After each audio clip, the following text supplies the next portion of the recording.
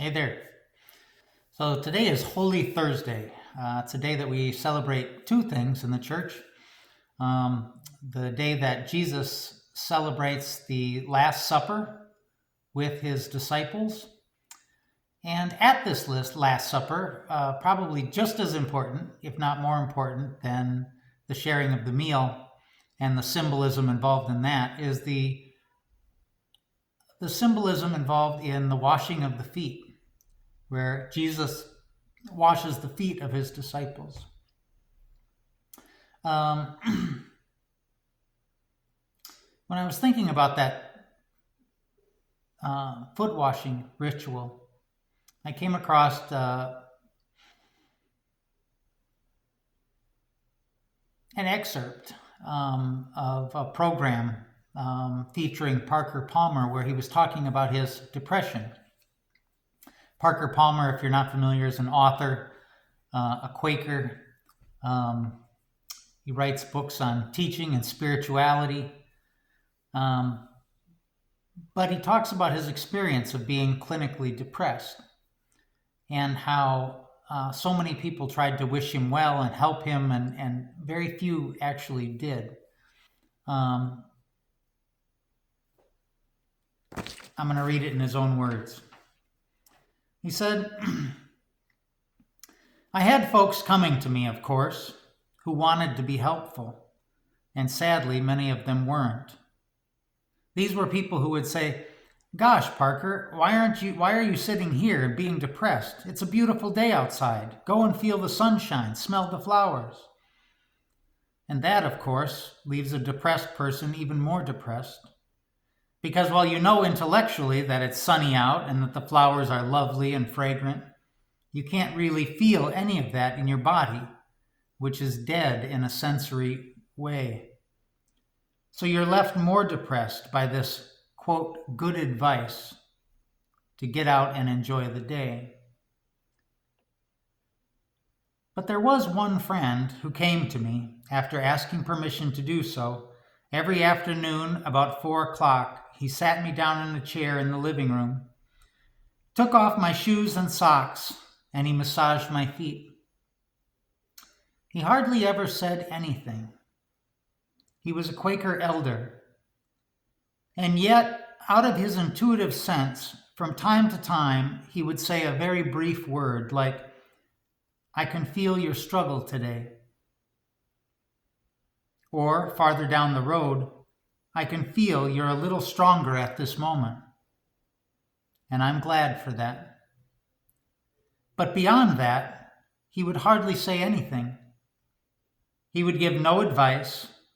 He would simply report from time to time what he was intuiting about my condition. And somehow he found the one place in my body, namely the soles of my feet, where I could experience some sort of connection to another human being. And the act of massaging, just in a way I really don't recognize myself, in a way that I really don't have words for, kept me connected to the human race.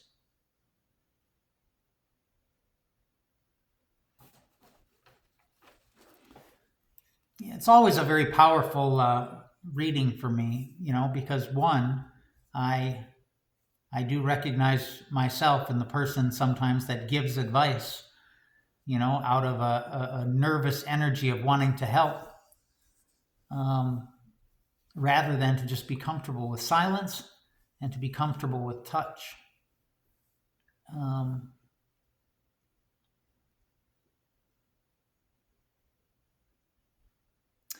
So often, I'm a chaplain in a nursing home and in healthcare. So often we divorce the spiritual from the physical. We think that, we compartmentalize everything, right? We have nursing that does their job, dietary does their job, activities does their job, the chaplain does their job. And usually when they call a chaplain, it's because they just want them to talk. Spiritual care is about talking to somebody.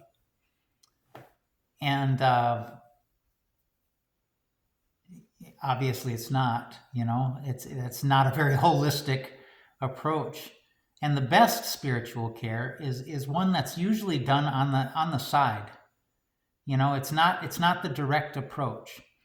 Spiritual care is done while you're doing something else, usually physical. If you're helping somebody out of a chair, if you're helping to feed somebody, you know, people can tell that if you're brushing somebody's hair, they can tell if you're doing it with love or if you're not. If you're giving somebody a glass of water, they can tell if you're giving them that glass of water with love or without. But there's usually has to be some physical action attached. It can't just be spiritual. There has to be a vehicle to deliver it. I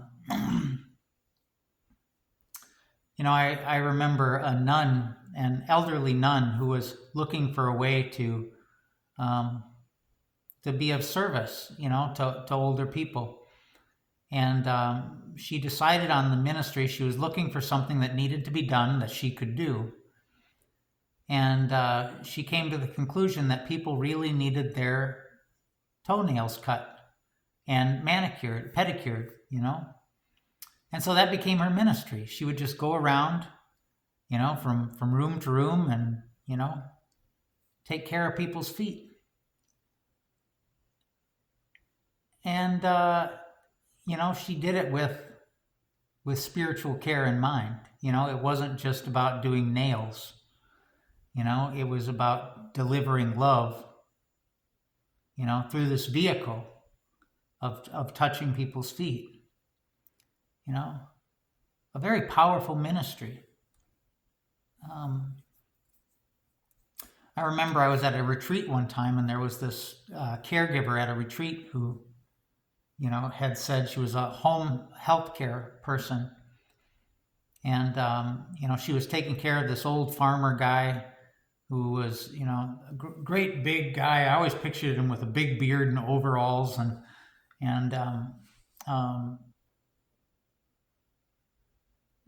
kind of a tough, stout man, farmer. And she did some foot care on him. She was trimming his nails and, just taking care of his feet. And he started to cry. And she was kind of perplexed by it. And he simply said, it's just so long. It's been so long since I've been touched. And so when I think of the Lord's Supper, the Last Supper, where Jesus washes the feet of his disciples, I think of all that, how